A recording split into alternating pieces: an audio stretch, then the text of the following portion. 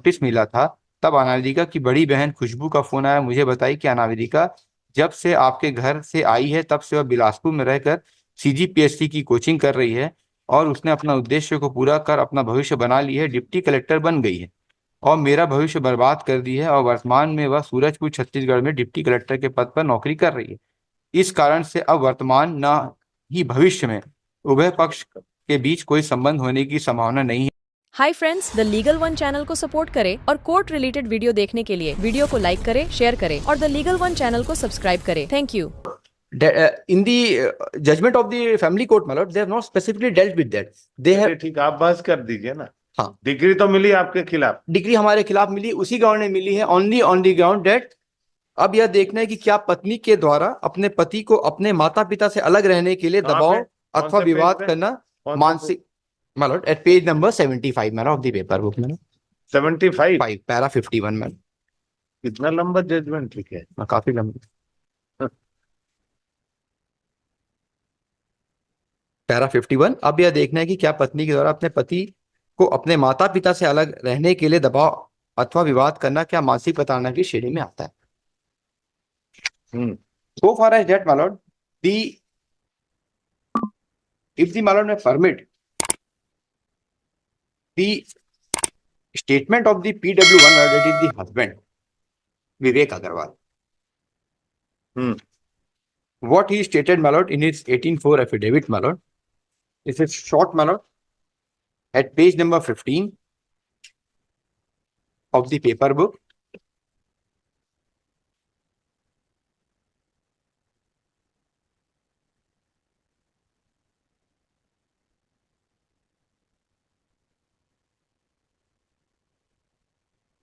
What the allegations he has leveled, my lord, the grounds which he has taken for the cruelty, and even for this, there are 3 witnesses that has been examined, my lord. How many witnesses? 3 witnesses, my lord. The husband, one of the neighbor, namely Shyam Sundar Agarwal, Shyam Sundar Goyal, and husband is Vivek, my lord, Vivek Agarwal. Shyam Sundar Goyal is the neighbor, my lord. PW2. Shyam Sundar Goyal and PW2 नेबर my lord, पड़ोसी में रहता है, and Vijay Kumar Agrawal, that is the father, my lord.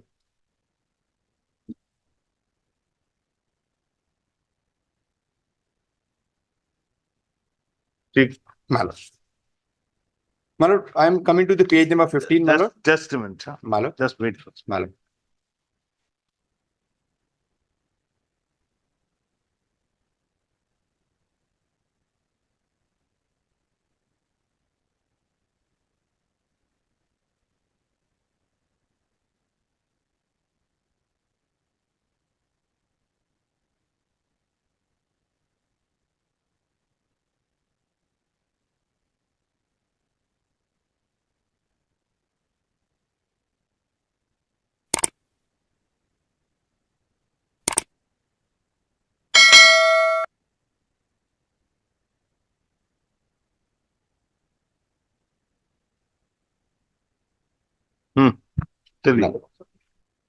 I will read the statement of this Vivek Agarwal in other.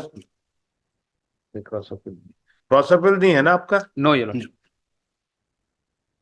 चलिए पढ़ रहे हैं। my lord, यह कि मैं उपरोक्त वर्णित पते पर निवासरत हूँ, यह कि मैंने अपने परिवार एवं अनावेदिका एवं उसके परिवार की सहमति पर हिंदू रीति रिवाज के अनुसार दिनांक 29/4/17 को अनावेदिका से पूर्ण रीति रिवाज से विशाखापट्टनम से विवाह संपन्न हुआ था। विवाह के पश्चात मैंने अनावेदिका को अपने पैतृक स्थान उपरोक्त वर्णित पते पर रखकर दाम्पत्य जीवन का निर्वहन कर रहा था और अनावेदिका को सभी सुख दुख देख रेख तथा भरण पोषण तथा उसके सभी सौंदर्य प्रसाधन की पूर्ति करता था। वर्तमान में हमारी कोई संतान नहीं है।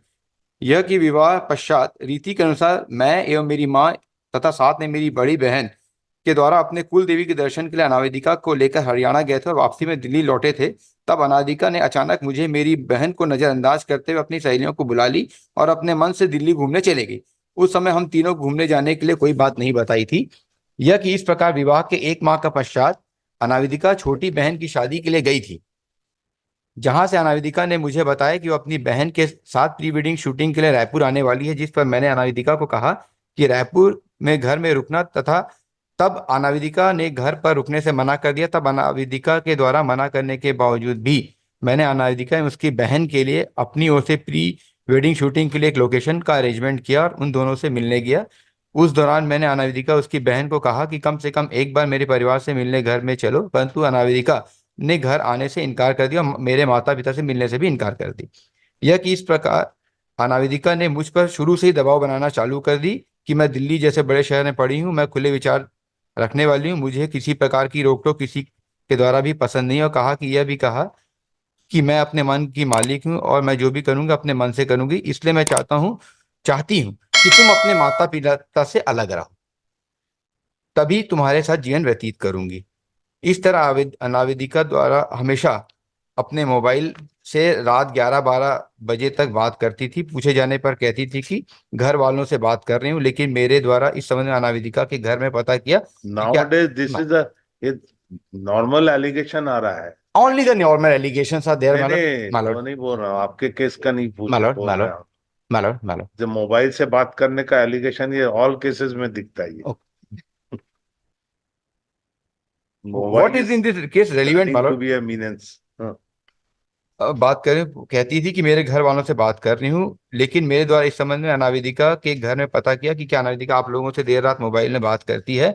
तब उसके घर वाले ने कहा कि अनावेदिका अर्थात हमारी बेटी से रात में बात नहीं करते हैं। तब अनावेदिका के पिताजी से निवेदन किया कि पिताजी जरा इस बात का कॉल डिटेल निकालिए, किससे बात करती। तब अनावेदिका के पिता के द्वारा कहा गया कि वह किसी भी से भी बात कर आपको क्या मतलब, मेरी लड़की ऐसा नहीं कर सकती, कहकर मोबाइल बंद कर दी। No date of incident, no not a particular date she when she has stated that there was a quarrel that I will leave separately. Nothing was there. Even the most important I want to consider, my lord, that the father hi of friends, this इसी प्रकार के video देखने the के लिए husband, he video has को like also not करें, stated that share there was a करें quarrel और the between legal their one family channel को members सब्सक्राइब करें। in regard to that the appellant alleged them that she will want to live separately. परिवार में कभी भी ऐसा कोई झगड़ा नहीं हुआ। अरे वो तो मतलब बाद में बताएंगे, इससे बताइए ना। मालूम यह कि इस प्रकार जब अनावेदिका के परिवार वाले मेरे घर आते थे, तब मेरे ऊपर अनावेदिका अत्यधिक प्रताड़ित करती थी। When no date has been mentioned, यहाँ तक कि जब अनावेदिका का भाई शुभम रायपुर आया था, उस समय मेरे पिताजी घर पर नहीं थे।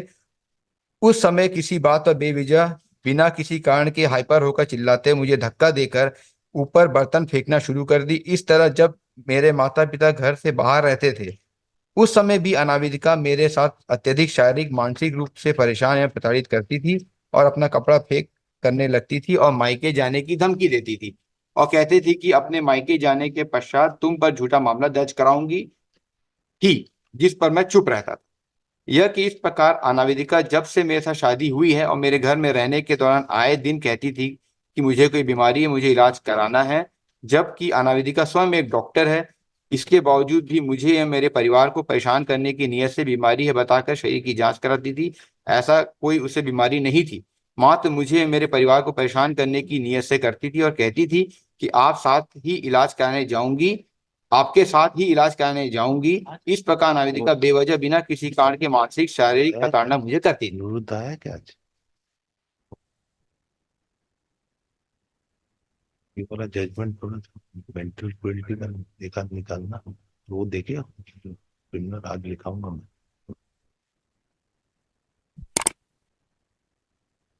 मैं कही इस प्रकार और कहती थी कि आपके साथ इलाज कराने जाऊंगी। इस प्रकार अनाविदिका बेवजह बिना किसी कारण के मानसिक शारीरिक प्रताड़ना मुझे करती थी। ऐसी स्थिति में अनाविदिका के उक्त प्रताड़ना से मैं मेरे परिवार वाले प्रताड़ित है। ऐसी स्थिति मैंने अनाविदिका से विवाह विच्छेद प्राप्त करने के लिए आवेदन पत्र न्यायालय में प्रस्तुत किया है, मुझे विवाह विच्छेद दिलाया जाए। यह कि इस तरह अनाविदिका मेरे घर में रहने के दौरान आए दिन सुबह 11 बजे से बाहर जाकर रात को 7 बजे घर वापस आती थी। इस बात को पूछने से एवं मना करने पर अनाविदिका कहती थी कि मेरी मर्जी, मुझे रोक टोक करना ठीक नहीं लगता है, इसलिए कहती हूँ कि मैं इस घर में एडजस्ट नहीं कर सकती, अपने माँ बाप से तत्काल अलग होकर मकान लेकर रहो। लेकिन मैंने अनाविदिका से दूसरा विवाह है सोचकर और अपना दाम्पत्य जीवन सुखमय हो तथा किसी प्रकार का तनाव न हो, परिवार में किसी प्रकार की अशांति न हो सोचकर अनाविदिका की प्रताड़ना को सहता रहा। अंततः अनावेदिका मुझे छोड़कर दिनांक 3/3/19 को अपने मायके चलेगी, जो आज करीबन 3 साल 6 माह व्यतीत हो गया है। दोनों के बीच कोई शारीरिक संबंध नहीं है और न ही आगे होने की संभावना। ऐसी स्थिति मैंने यह आवेदन अनावेदिका से बिना किसी दुर्भी संधि रखते हुए आवेदन न्यायालय में पेश किया। यह कि इस प्रकार मैंने अपने माँ बाप से अलग नहीं रहना चाहता हूँ, फिर भी अनावेदिका मेरे माता पिता से अलग रहना चाहती थी। मेरे माता पिता से मैं अलग रहूं, इस उद्देश्य से अनावेदिका ने बेवजह बिना किसी कारण के मुझे दिवाली त्योहार के लगभग 2 माह पहले 2018 में अपने मायके चली गई और दिवाली बाद भी नहीं आई।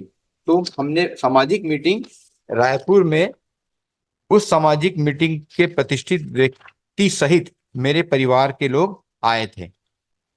यह कि इस प्रकार जब करीबन नवंबर माह 2018 मीटिंग बैठाए थे, उस समय समाज के सामान्य नागरिक तथा अनावेदिका और उसके परिवार वाले आए थे और साथ में मैं एवं मेरे परिवार के लोग उक्त मीटिंग में बैठे थे, जहां पर बताया गया अनावेदिका के संबंध में हमारे द्वारा उपरोक्त मीटिंग में बताया गया कि अनावेदिका हमेशा मुझे अपने माँ बाप से अलग रहने की बात कहना, देर रात तक मोबाइल से बात करना तथा आए दिन अपने मायके जाना और वहीं पर रह जाना आदि बात की मीटिंग में बताया।